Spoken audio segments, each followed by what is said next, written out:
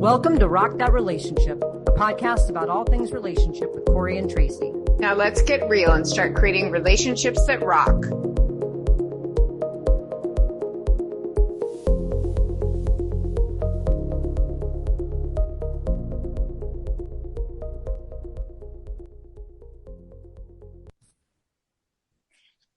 Welcome back to another episode of Rock That Relationship. This season is all about soulmates and soul circles and soul connections and all sorts of things soul related. And today we're actually exploring this idea of compatibility, particularly using human design. And we are so lucky to have on Kristen Alvarez today, who's a guide and coach and just a curious person, deeply fascinated by human design, who's here to share all sorts of wisdom, because I have no idea really what all this stuff is. And so I'm looking to Kristen to fill us in and hope that all of our listeners out there, that you enjoy this episode as much as we know we will. So Kristen, welcome to the show.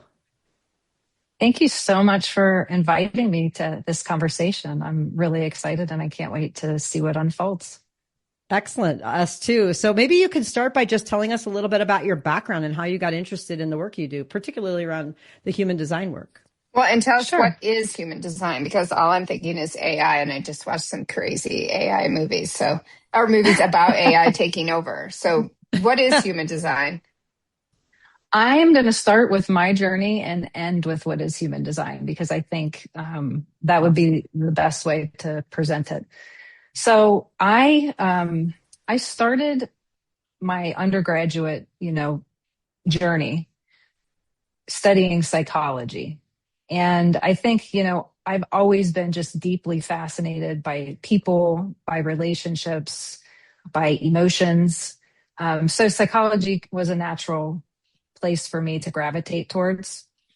And then through there, you have different paths that you can take if you go down that path. And I kind of went a social work path and worked with kids and their families, and as a direct care person. And I learned so much about, family dynamics, relationship dynamics, and how people function, and taking all these different terms and ideas and systems, and then seeing it come to life in people. And then when it came time to work to, what am I doing? Do I want to move forward with my education? I decided I did. And I felt like everybody around me that was kind of in doing this similar work was pursuing an MSW. And it's a great degree. As I started to kind of understand that a little bit more and what that would look like, that degree is very steeped in the medical model, as is psychology, and that's just something that I couldn't really get behind for my own personal practice. It's not that I view that as wrong or incorrect or not helpful. It just felt like there was something missing for me. It felt like there was something more, something deeper. That there was a missing piece. And then fast forward, I worked in social work, and direct care, and meeting high conflict meeting facilitation. And then I pivoted because I was just burnt out, to be honest. It's easy to do in that field. And so I pivoted to business.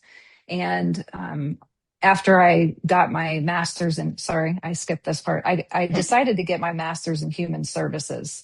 And the reason I chose that is because it was a very holistic program. It looked at people in their environment based on their life experiences. And it didn't try to diagnose them.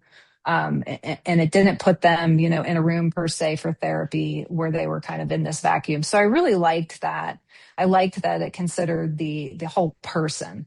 And so my work really kind of gravitated into that direction. I didn't want to do therapy. I didn't want to diagnose people. I wanted to help people. I wanted to help facilitate healthier communications. I wanted to help people slow down and process what they were feeling.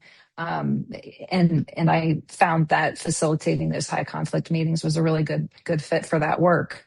And then, I decided that I wanted to pursue some other stuff. That was a lot of heavy lifting, a lot of deep emotional work. And frankly, I wasn't there yet. I was in my 20s, 30s, and it was all just weaving together. And I was seeing these patterns that I was looking to kind of help explain and understand.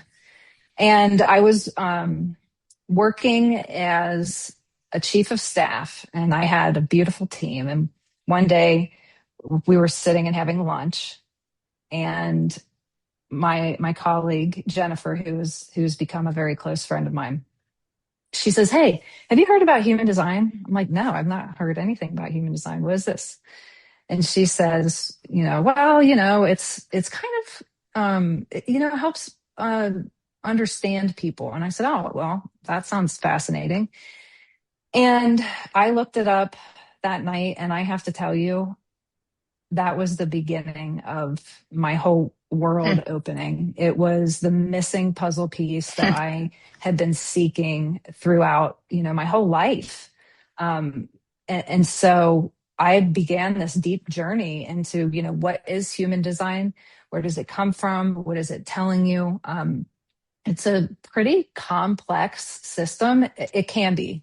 And I'm a person who likes depth. So it doesn't need to be complex to be useful, but it has these layers that, I just love the depth and the complexity of it. But it doesn't, like I said, it doesn't need to be. So basically, think of it like when you buy a piece of equipment, you're going to get a manual, and it's going to tell you how this piece of equipment works. You're probably going to see some type of diagram that shows what nuts and bolts and parts go where. And it's going to tell you, how to maintain it, how to operate it. And you can, tuck that in a drawer somewhere and familiarize yourself with it and pull it out from time to time if you need to. And that's really what human design is for the human, for the person. It is like a blueprint and a guide of, this is how you are structured as a human being in this 3D world. And this is, how you're designed to move through this world. This is how you're designed to make decisions. These are how your thought patterns manifest. And it just goes into just so much depth and nuance. And then that is about the time that AI came on the scene. And very quickly, I started playing with AI and human design. And before, I've looked into it. Nobody was doing that, and AI was so new. So I'm training LLMs, and I'm trying to kind of get the right prompt and to understand the depth and nuance and to make it something that people can use. Because when you have a system like this complex, it's hard to understand it in real time and to draw examples in real time. But if you're having a conversation with this tool and it's trained on human design and your specific design, then you're getting a real-time coach with you all the time to help you process life, and it's teaching you about your own design and mechanics as you're doing that. So that was a very long, winding answer to get to who I am and what human design is. Well, that's very cool. Like, okay, so say someone who doesn't know anything about human design and I come to you and I want to do a human design, like how do you figure out what my design is? And then how do you use AI to help coach me? Like, what does that actually look like? Great question. It's very simple to get your human design. What I need is just your birth information. So your day, time, and location of your birth. That's it. And do you plug it into a system or something? Or is there like a program you put it in and it yes, pops out? There is. There are several programs on the market that will do that. I have been developing and building one of my own. It's called dualova.ai. And what you get is a body graph, which, we would have to look at one to make sense, but it's pretty much a person's body, say from the waist up. So it's a head and a trunk. And within those areas, you have centers. that mean different things and express different ways. And that's really the foundation of the system, are those centers in the human body, so that you can understand kind of what your wiring looks like. And it can all, that can be overwhelming to so many people, which is one of the reasons, honestly, that I think human design hasn't reached as many people as it will. I think AI is going to open up a lot of doors, because it's taking this complex system where people might look at it and say, what? And like, how do you put all this together? And then, translating it in real time for people, I think, is a real game changer. Well, So, I just did it while you were talking for myself, awesome. like, because I was like, okay, what does this mean? So it came up with like a bunch of numbers and a bunch of things, like, here's my body, and then it's showing this. And it says I'm a manifesting generator. And so I've been told that before by, I think, our astrologer and maybe somebody else, and then very magnetic. Okay. I can't accomplish anything. I accomplished nothing. I am like a whirling dervish in the world. Like, I cannot. You I go move around. fast. Yes. You And move I tell, fast. You skip yeah. steps, and Yes. you're just responding to life. Yeah. And Sometimes you might miss something and you might have to go back and redo it because you missed the step. Yep. But sometimes it works out and you don't have to. Yep. yes, it's all haphazard. It's all chaos. And, it's weird because I was a cop and a lawyer, and it's like those things serve me well in a certain way, but I'm like completely not, that's just not my thing. Like, I'm really like a whirling dervish. And so I'll go around and tell people, and I was doing this for years as a cop, you should do this, you should do that. And then those people go on and they are successful in what I told them to do. But then I look at myself and I'm like, whatever.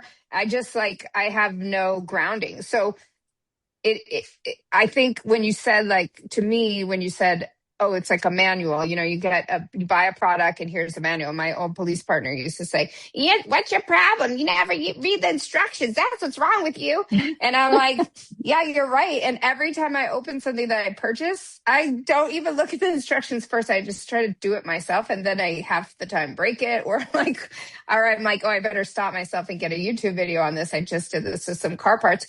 And like, that's, I think, what we're missing, because I'm like, oh, human design, it's going to turn us into robots. But really what it's saying is, and correct me if I'm wrong, like, this is how you could best utilize your gifts. Like, recognize your gifts and utilize them, because I'm not the only one floundering.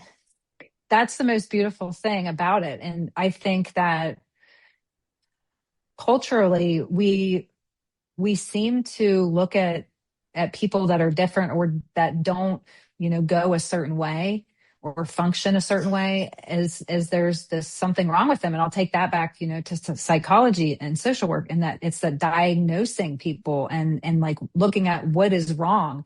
Right. And human design doesn't do that. And I love that, because it reframes things that are beautiful gifts. Right. And if you can shift the way you think about it, then your whole world can open, and you see yourself in a very different light. You can start to see these attributes that our society or your parents or whoever made you feel like were detriments to you. You can Right. start to see them as real gifts and assets, and start to work with that energy.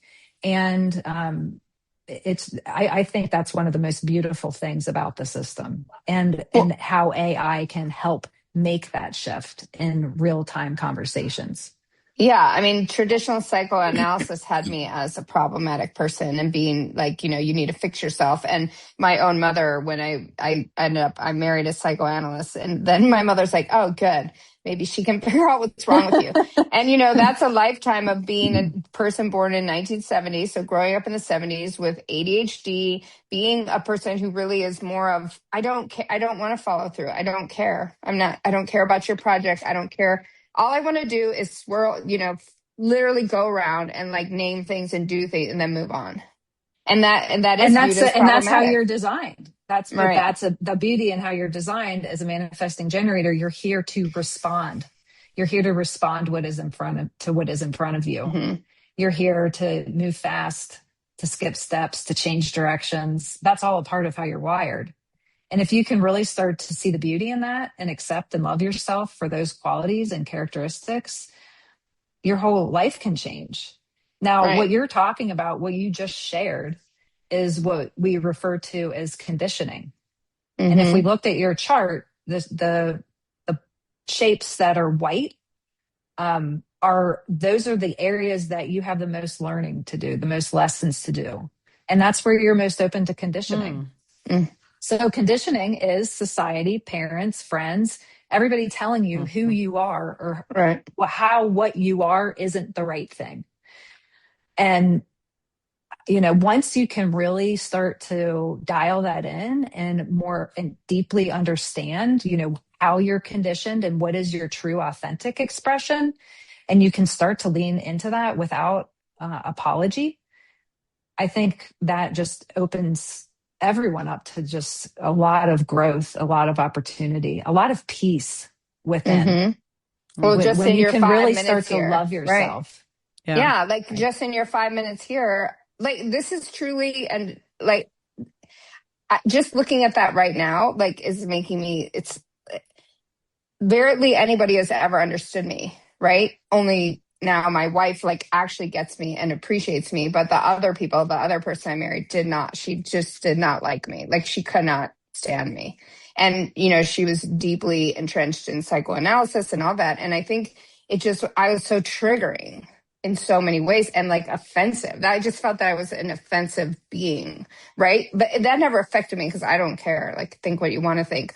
But I have been like just literally like floundering in career wise and all this. And that, so just in 5 minutes, look what you've done. This is going to revolutionize my life and allow me to I'm be the excited for person I you. want to be. Right. It's very interesting because Corey and I have like the same astrological chart, so much that our astrologer was like, oh, I don't know who's who, but we are so different in real life. Right. Yeah. And so Oh my I'm gosh. And confounding to her. that's the really incredible thing. And you'll have to hold me on the edge here from going too deep, but that's the beautiful thing. You can have the same placement, but it's going to be different because in human design, you've got 5 layers of depth per planetary placement.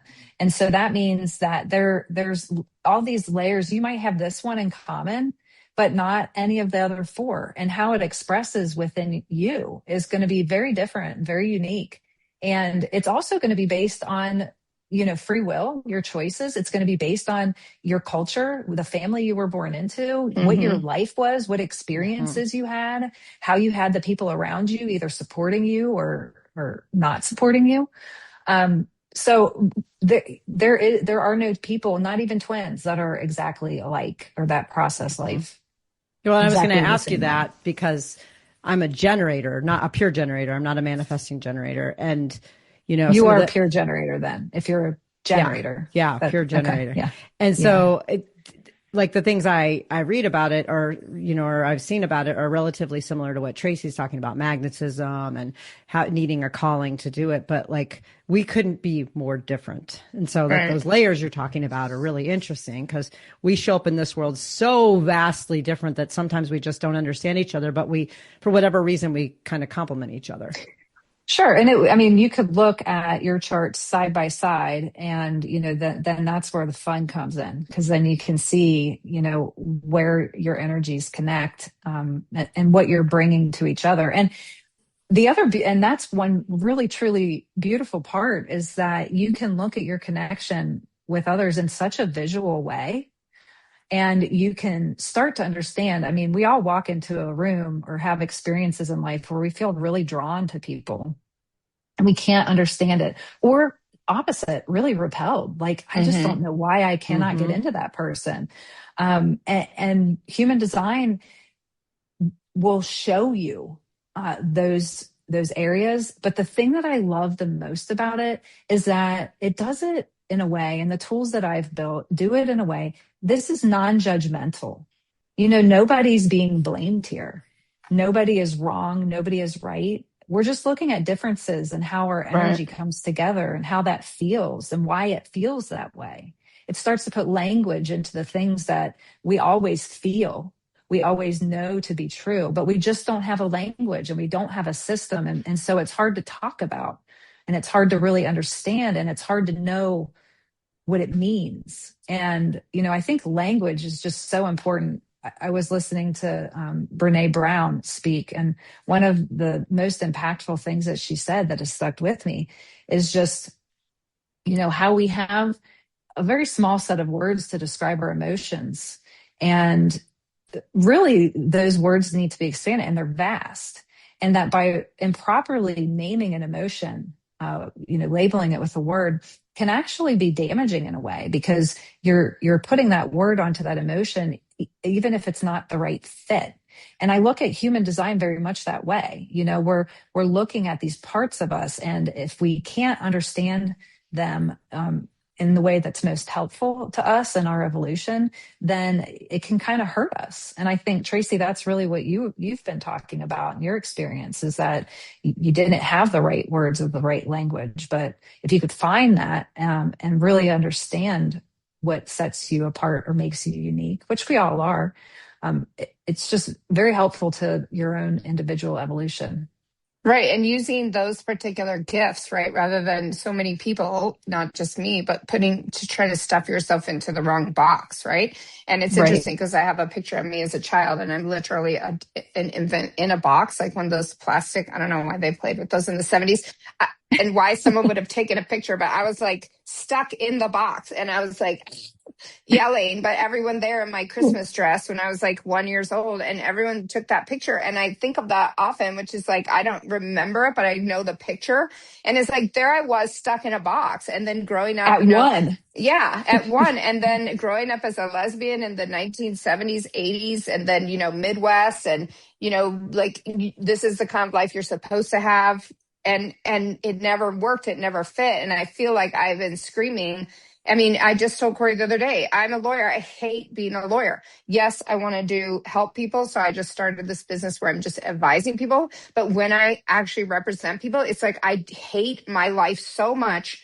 I thought I was going to have a heart attack last year. I thought my head was going to explode. And I love the firm that I work for. I liked, some of that work, but I hated being what I was kind of like told to be. And, that's really interesting. And if we pause for a moment and look at just how you've talked about that, like, as a manifesting generator, you are here to respond, and then your guidepost to know if you're on the right path is satisfaction or frustration.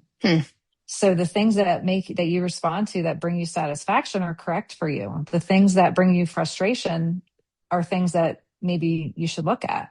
And, and I've had times like that in my life where it's like, I don't even want to respond to this. I'm frustrated by it. And I know that it's not for me anymore. And it may have been for me at a place in my life, but it's not for me any longer. And that is, a sign that, hey, it's time for me to shift away from this. This is no longer a part of me that I care to have be a part of me. And you can release those things, and you can welcome in new qualities. And you may have moved on to responding to something that really lights you up. And then you just feel this life force pulling you towards down this path. And you're just being led and guided down, and you don't even know why, but that's the beauty of your design, is you follow that thing that makes you feel open, that makes you feel excited, that thing that gives you the most energy. And those are the things that correct for you. And you're often not going to understand why it's correct for you until you do it. Like, great example, you get invited to do things all the time. You have choices all the time of things to respond to. Hey, do you want to go to a concert? Hey, do you want to go grab a bite to eat? Hey, do you want to go do this talk? And some things you're like, no, I really don't. And you either honor that or you don't. Or you say, yeah, man, I really want to do that. And you may even be confused as to why you want to do that. But there's always going to be, it's like the next breadcrumb on the trail. You don't know who you're going to meet when you go do that thing that lit you up. And when you start to trust yourself, and when you start to allow yourself to recognize and give voice and meaning and space to those reactions within you, then life really just becomes a lot more fun. Well, sorry, Corey, go ahead. Oh, you're muted. You're muted. Ah, yeah, I said, just go ahead and ask your clarifying question. I have a question that's related to like a bigger picture of this, of human design that I want to get in and make sure that I get asked. Well, now I've forgotten what it was. So go Oh ahead. my gosh. You have to wait to respond for the I, question to come back and circle back around, whereas mine will be in Right. my head all day. Well, let me just ask you then while I've got the floor here, Kristen, is so, you're talking about human design and like, it sort of affirms kind of who we are and how we show up in the world and that it's unique to each of us and that we can learn a lot about ourselves and create some self-forgiveness. It sounds like those kinds of things. And then we talked a little bit about how Tracy and I are so very different, probably very, very well spoken in our comparison of our human design plans. But like, can you use this tool beyond self-awareness? Can you use this tool to be able to look at like my partner and I, are we compatible or are we not compatible, but where are our strengths and where are the areas that we need to sort of look and be just more aware of how we show up for each other? Absolutely. 1000%. My work has definitely taken me down that path very early. I will say, with the caveat, it's very helpful to understand yourself and to start this journey, as individual self exploration before, if you really want to use it as a tool of understanding your partner as well. I think it's important to have a level of self understanding first, or be doing that simultaneously. But yes, the tools that I've created, using human design and AI, really help you understand. So you can see if this connection, there are many meaningful connections. You can have chemistry that is, activating. You have alignment, which is sustainable. And, not every connection is meant to last. Each has a theme or a lesson. And human design can really illuminate what those lessons are and help us understand what this connection means. What am I meant to explore through this connection? What are some of the themes and the lessons that I'm going to learn through this connection? um, okay, I remembered my question. Do you want to follow up first, Corey? Before I. Well, yeah, I just wanted to ask a real quick question to follow up that. So like when you say it can tell you like some of our connections aren't meant to last. So if you do this with your partner, you kind of run the risk of it saying like, you got 6 years, people. Like, I mean, the beautiful thing, and oh gosh, I love, one of the things that I'm working on is letting my own journey unfold and not needing to define or understand all of the dynamics of it. That part of the beauty is letting it unfold. And I will tell you that, we can see where you have compatibility and where there's choice and where you guys might have different struggles, where there's going to be friction. But ultimately it's all about free choice. You can look at these things and these dynamics with your eyes wide open, and in the next breath, look at your partner and say, I'm committed to understanding myself and you, and I'm committed to this relationship. And if two people are coming from that space, if they're looking for understanding, if they're looking to show up for one another, that's the beautiful thing. Then you kind of have a roadmap of how to do it. But if you're looking for an out, or if you're looking for, an answer of, what does this mean? My systems and most systems are not going to tell you that. They're not. They're going to say, follow, your decision-making plan, and let life, lead and guide you where it will. And you have free will. You can choose to exit this dynamic, or not. So I think it's a great tool because, as couples, we have these things that come up over and over, and, we're trying to understand them and how to work within them, and how to make both people happy and feel seen. And that's really what it comes down to, is feeling seen by yourself, and then your partner feeling seen by you, and vice versa. Okay, this all ties into my thing, which I'm going to talk about career first, and then I think the same applies for relationships. Like, because we talked to another person who, started out as a nurse and then became an energy healer. You started out looking at social work and then went to this, similar but other direction. I cop then lawyer. I don't want those things, even though I loved certain parts of those. And I think the same in relationship. We get relationship after, maybe people have been with the same person since high school, but like most people, relationship, and figure out each time, like, what is it that's working for us in that? Okay, I want to have this in my ultimate. And so I think, like, for me, the way that I'm going to use this human design going forward for my career stuff is similar to what I have done in relationship, and now getting to what I feel is the ultimate relationship.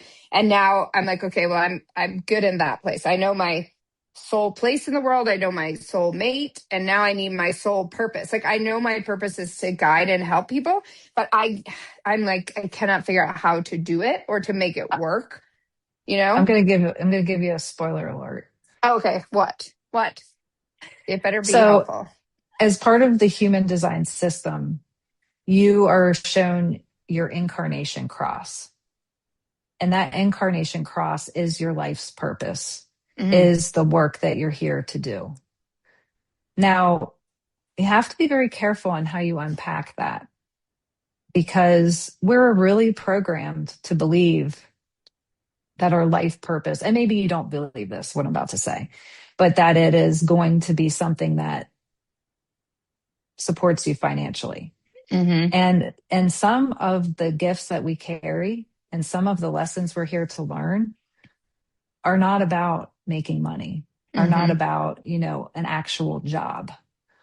Yes, everybody has to do that. And there's a complementary system that I use called Gene Keys, which is another conversation.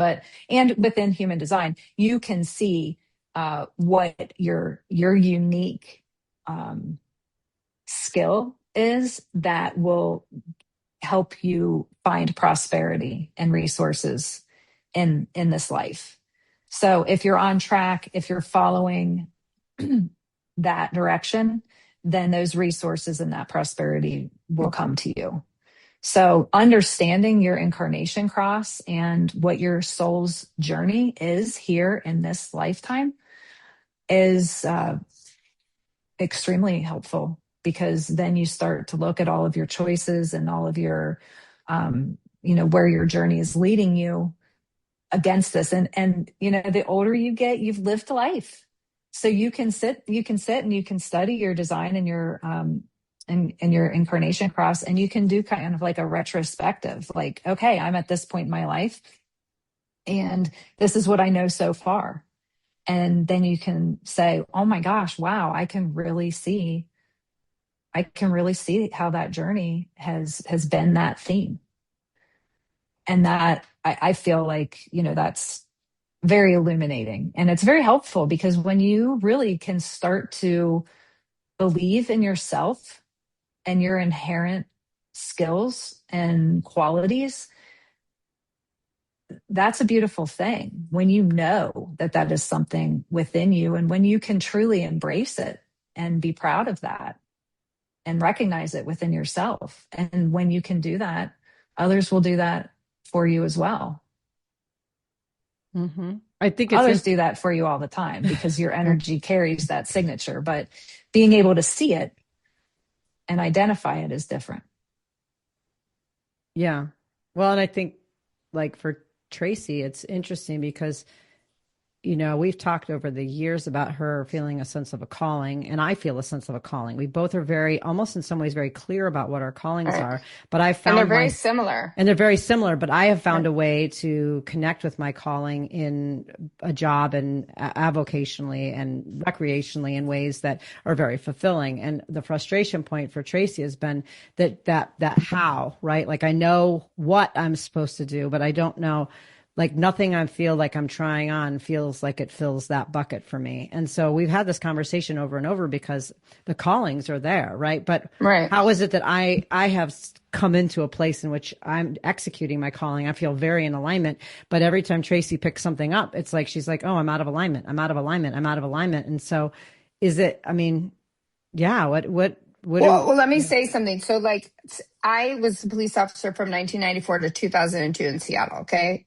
I have not gone over that. Like, I left because I'm personality wise, like, I just did not fit in with the mean culture, and it was turning me into a mean person that who I did not like. But I loved so many aspects of that job. I loved the people. I loved being out on the street. I like danger. I like putting my life in danger. I love all of that, right? So I left that, and I still haven't found anything that's as fulfilling. And then I'm like, oh, am I just looking back at that? And I've toyed with going back many times, but I mean, I'm 55 years old now. Like I have stepchildren. I don't want to go back to that. And I think culturally I would not fit in anyway.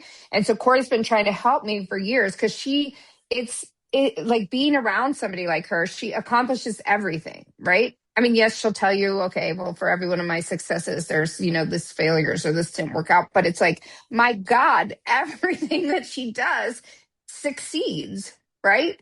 Like, Yeah, I can't tell you because I haven't looked at your charts and I don't know, what I would say, but right.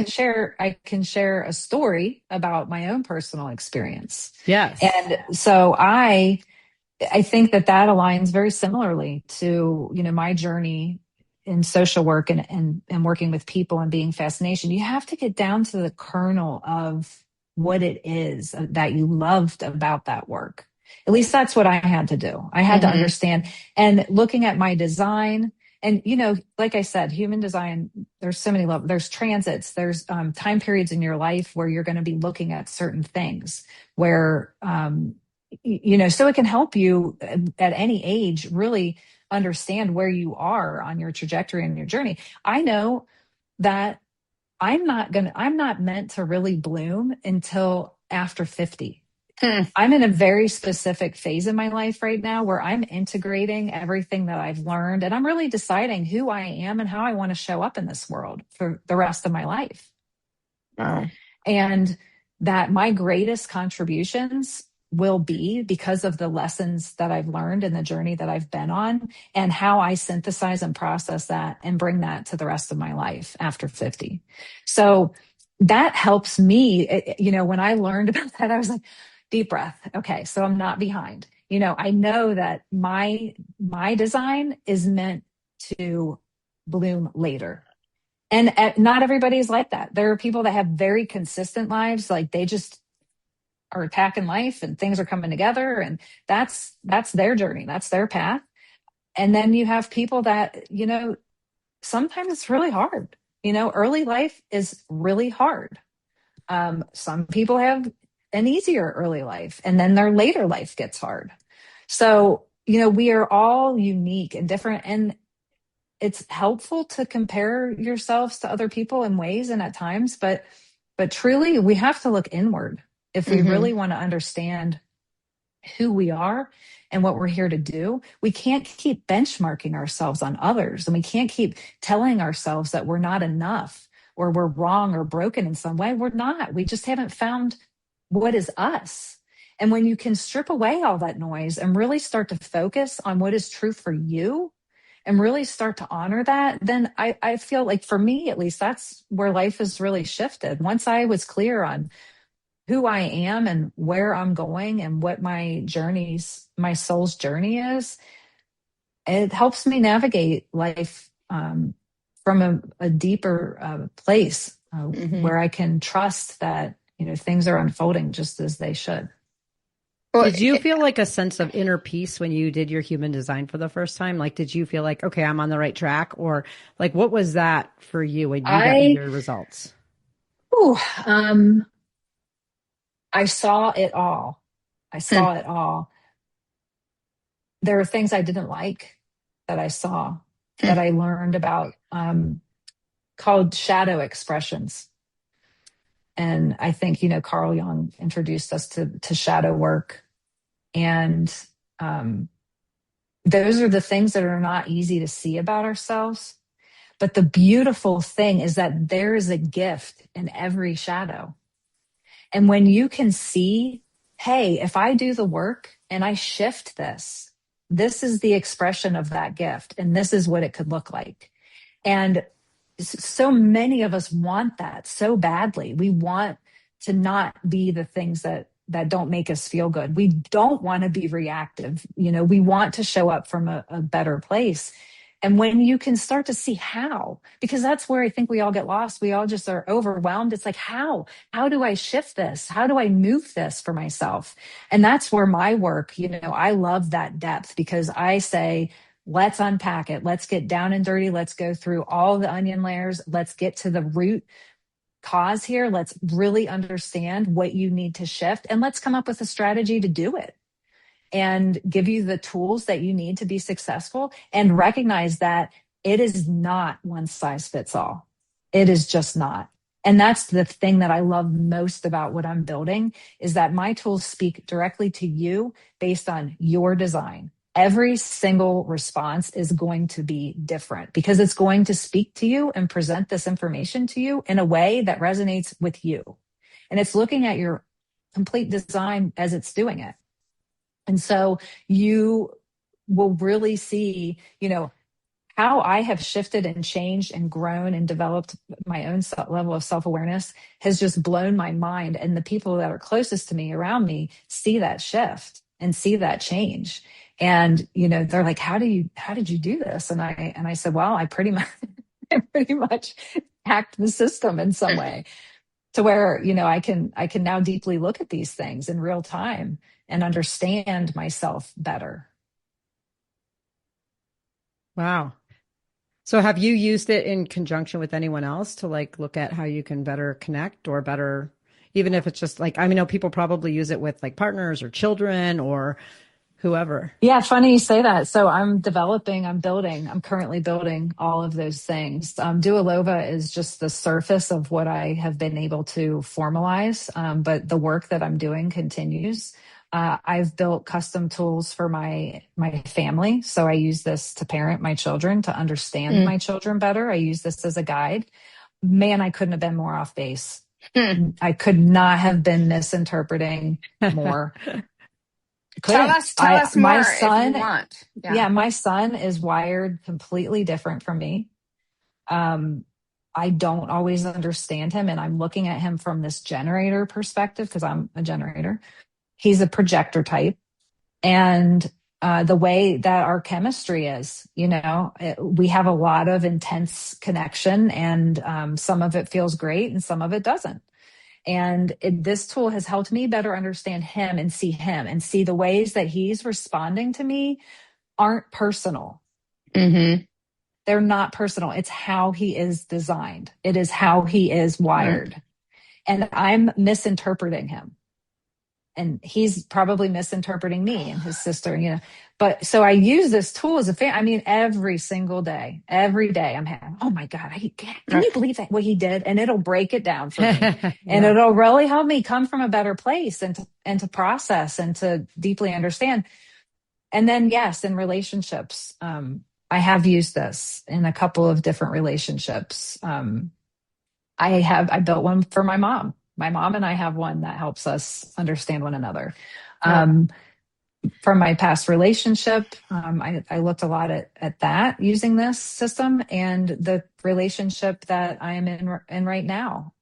We have used this tool from very early on. It's programmed with both of our designs in detail, and we both use it to process our feelings about where we are and to understand one another. And the beauty of it is that it's a great conversation piece.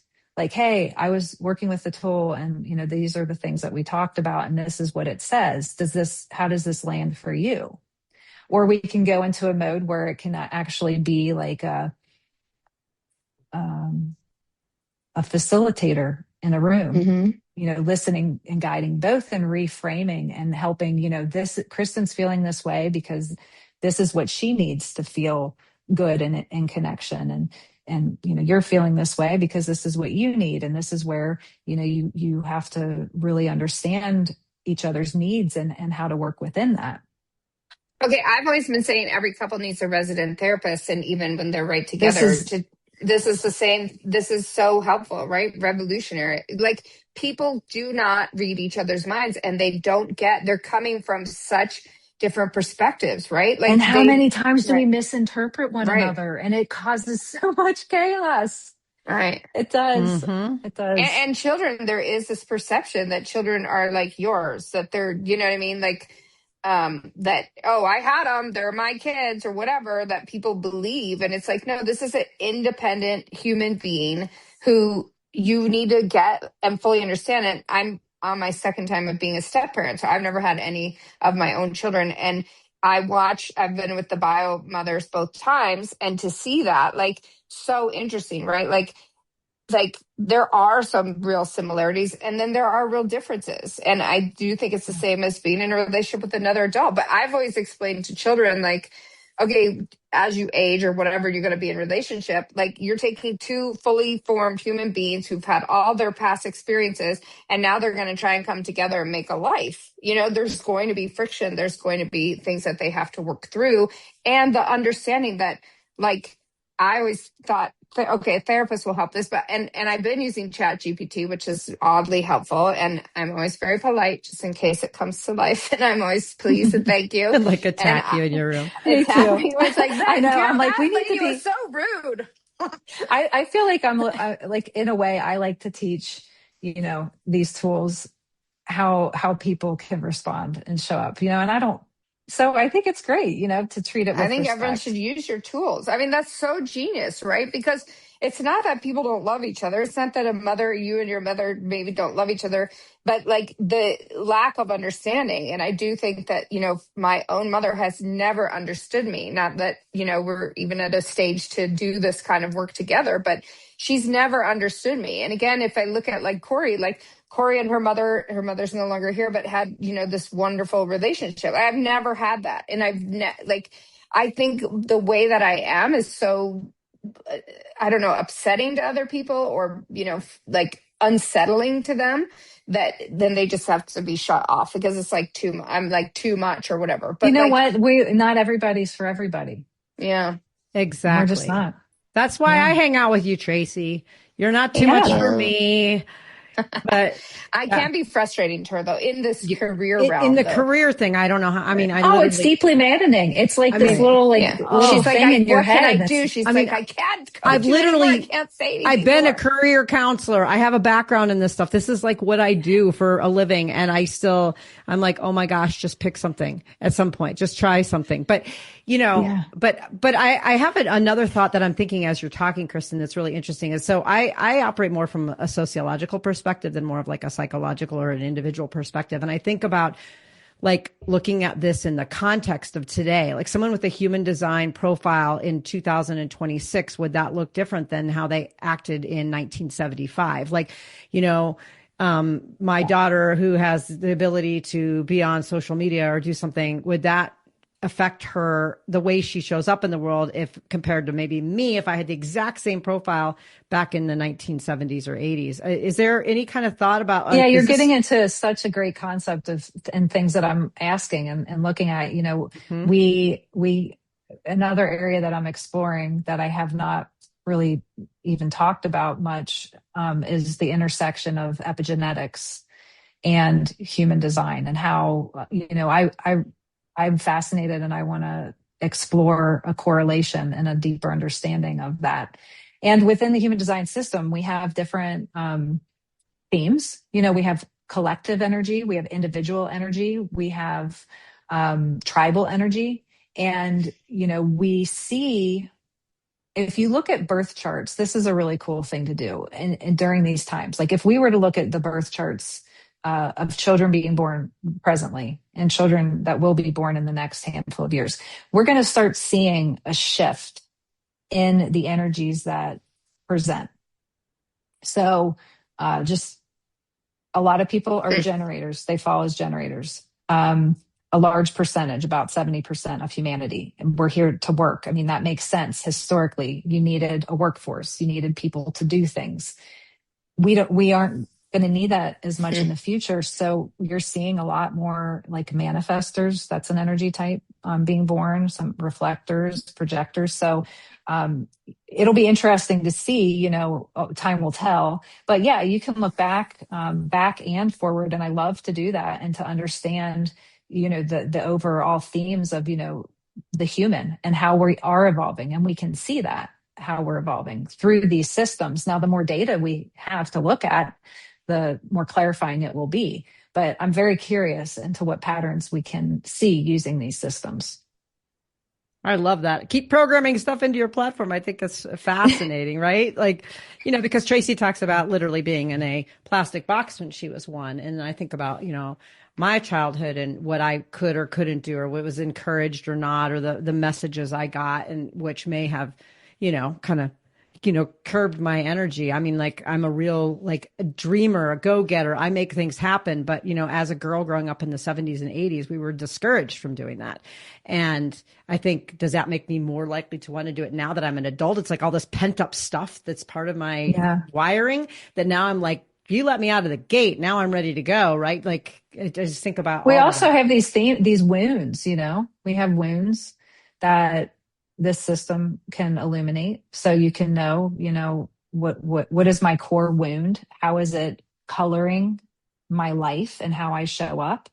And then awareness is everything. Once you understand those things, then you can ask yourself and you can look and you can say, what domain is this really hurting me? Mm-hmm. And what is it that I need to push through or to understand or, explore more deeply?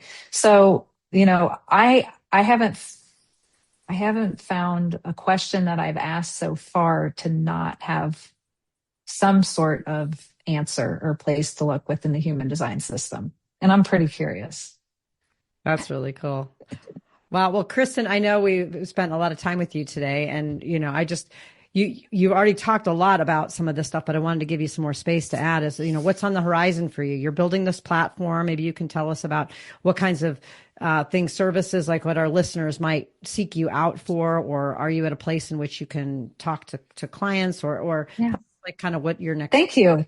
Thank you for giving me the space to say that. And this is where I am in my journey right now. So I feel very lit up by doing this work, by exploring, human design and what my interpretation and twist is on it.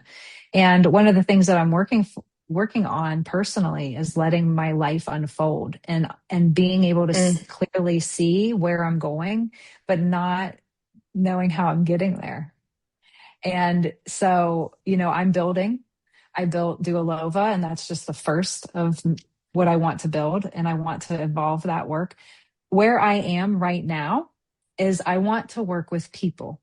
I want to connect, one-on-one with individuals, with people in relationships, parents, and people in the workplace. I want to sit and have these conversations and really deep dive and help them on their journey using and developing the tools that I am building to make them better and to really connect with people, because that is my gift, is sitting one-on-one with an individual and going through whatever terrain is in front of us.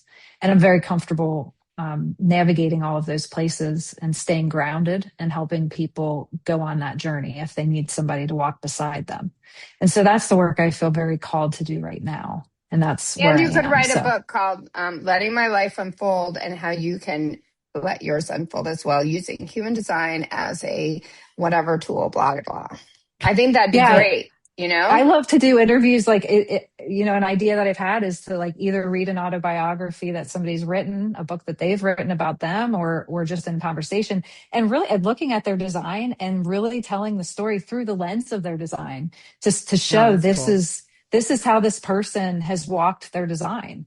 These are their shadows. Or telling your own story, because the thing is, like, what I'm sensing from you that like gives me a feeling of peace is that you're saying, like, okay, I'm not going to, compare and despair. I'm not going to like cry and scream, and like, I'm going to let this unfold and be. And I feel like if people would get off my back, I could too. Like, I would just feel like, okay, I can just breathe. I can just be here. Like, I've always felt like my purpose is just to be here and then to help people. And whether that comes from a career, whatever, like, but the pressure, the societal pressure. So I like I feel from you is this like overwhelming sense of like acceptance of who you are and how life can be, and that it's kind of limitless and also not a rush. Like, you don't seem rushed. I've worked really hard to not be rushed. Mm-hmm. I have. Yeah. Because you're missing the beauty of the journey. Right. Mm-hmm. You're missing it. And, I want to share one little story, and I'll be very succinct, but I think it was a meme or something I saw on social media. And this woman passes on. She's in, the space talking to God, and, said, I prayed to you. I believed in you. I asked for your help, and you never sent it. And essentially God says, I sent you this person to help, to offer you a meal, or I sent you that, and you just didn't see it.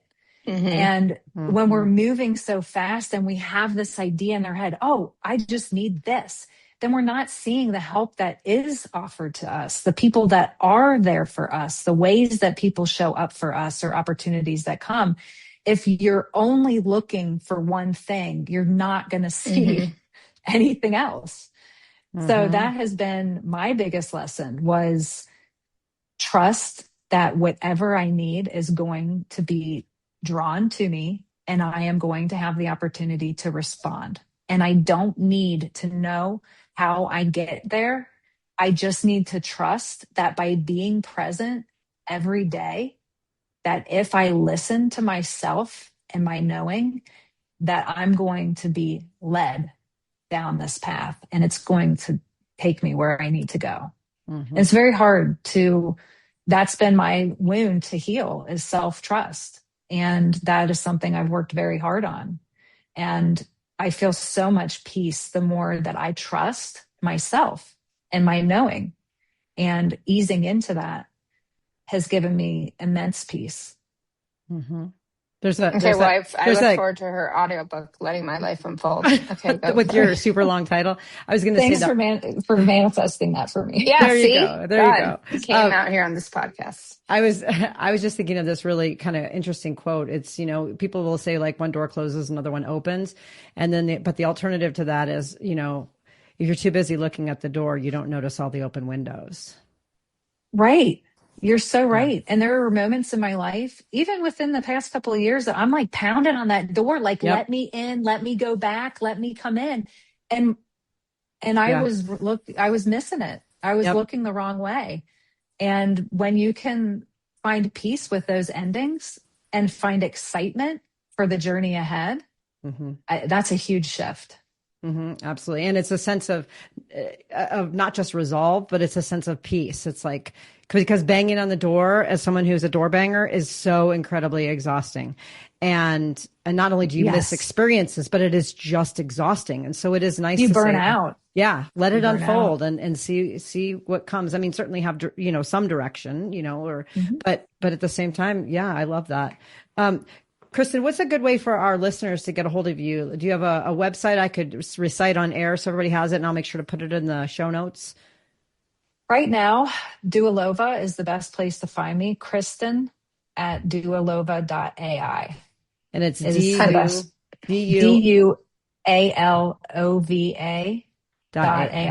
And then Kristen is KRISTEN. And then it's just dualova.ai as your website? Okay, fantastic. Please find me. I would love to work with you. Awesome. Well, we'll make sure that gets out to our listeners so that they can get a hold of you.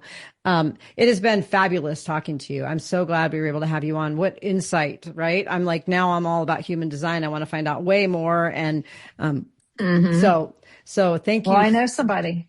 You do? I know somebody now too. And Tammy gave us your phone number, so I can actually text you and say, help. Yeah. Anyways. Absolutely. All right. Well, Kristen, thank you so much for being on. And for all of our listeners out there, until our next episode, go out there and rock those relationships.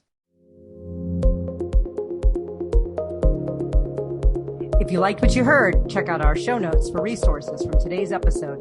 Make sure to follow us on Facebook and Instagram under Rock That Relationship, and go to our website at rockthatrelationship.com for updated episodes and more great information. Thanks for listening. Now go rock those relationships.